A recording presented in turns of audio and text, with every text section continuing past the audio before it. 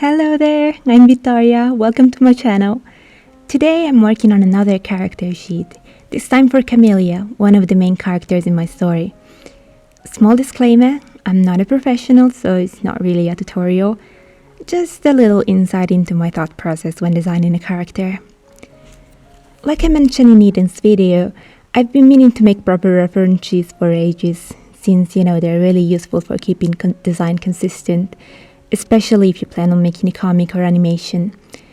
But I've been procrastinating, so I'm only now coming around to properly draw them. Anyway, here we go with Camelia. Just like with Eden, I'm not following a strict template for the sheet. Instead, I'm including one full body, a headshot and back view of the hair, close-up of the eyes, and a little chibi for fun. I love giving my characters lots of different clothes, so I'm not bothering with a full turnaround right now. That said, turnarounds are great if you want all the detail in one place, which is why professionals often use them. Since this is a personal project though, I'm just doing what works for me. For the full body, I wanted to show her gentle and slightly reserved personality. Camelia is the quieter type, slow to trust, so she might seem serious and cold at times. Her pose is meant to feel graceful but careful, not overly confident. So after looking through Pinterest, I settled on this one, which I felt like showcases her careful personality nicely. For the half body, on the other hand, I wanted to show a different side of Camelia.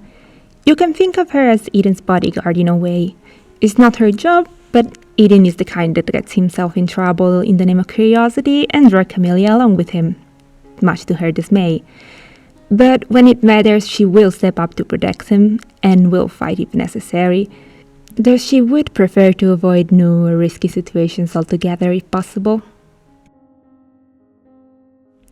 Next, here comes the symmetry tool. I used it quite a bit, first for the portrait, though her left eye is covered, so I don't actually need to draw it all the time. Then the little chibi, in an alternate outfit of course, which you might notice is on a different layer altogether, and that's simply because I thought it would be more convenient based on how Procreate's symmetry tool works.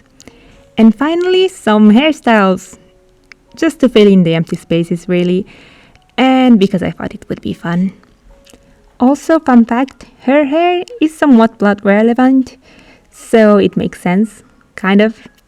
I don't exactly remember why I decided her hair would be relevant for the story like that.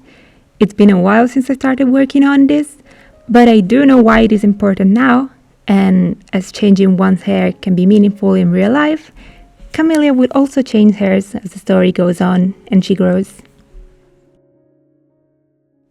If you've seen Eden's video, you'll know that I lost a lot of my old art when my old iPad died, so I don't have many early sketches of Camelia, but her design didn't change much, so you're not missing a lot. Fun fact though, what did change is that in the first draft, Camelia was actually Eden's maid, hence the apron in the older drawings. Writing the script, I'm noticing that I keep referencing Eden, and that's because their stories are really intertwined. You don't need to watch his design video to follow this one, though I would appreciate it if you did.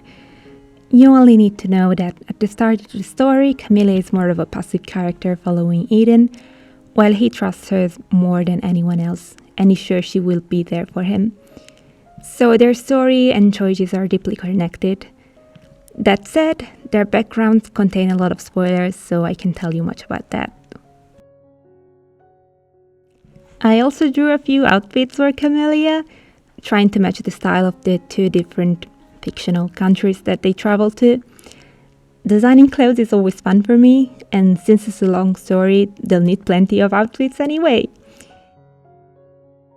For now, I made 4 casual looks for their home country, a couple of borrowed outfits, and 2 uniforms for later on. Again, I'm not a fashion expert, so I kind of just browse through Pinterest and draw what looks good to me.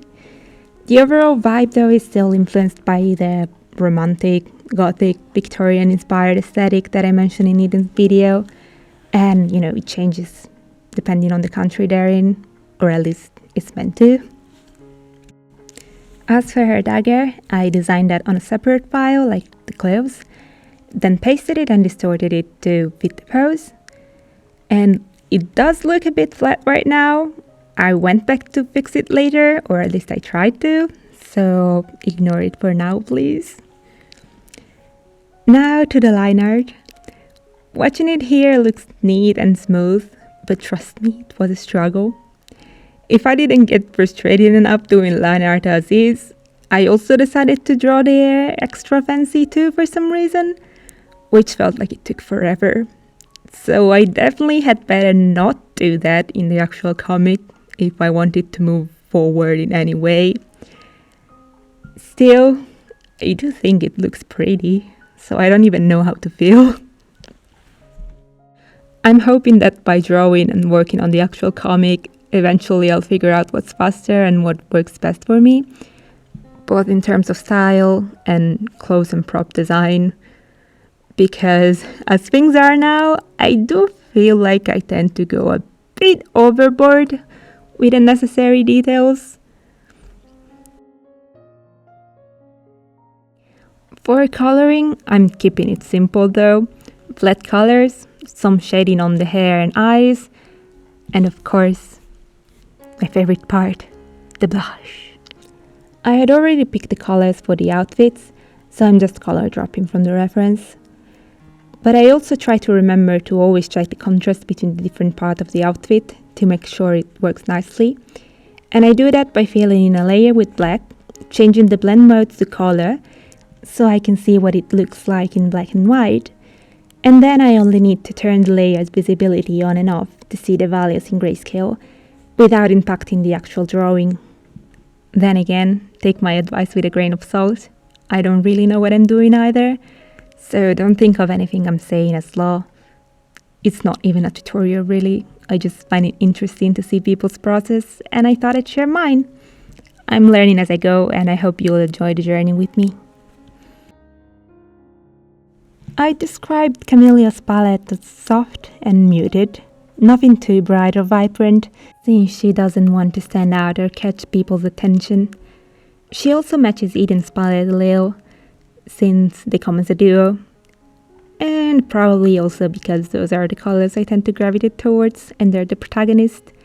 But let's pretend I'm actually smart for a second, okay? Please. I completed the design sheet with some notes and the color palette to match Eden's. I use Keynote on my computer for layout, since it's easy to use and keeps the quality, plus I can reuse the same template for the other characters. But really, you could do it in Procreate, or probably any other design edition program just fine. And with that, we're all done. Thanks for watching and spending some time with me. I hope you enjoyed. There's one more character in the main trio, so he'll be next. If you want to meet him, make sure to subscribe. I'm still figuring out how to do YouTube, but I hope to be able to share more of the story with you soon. Until next time, good night.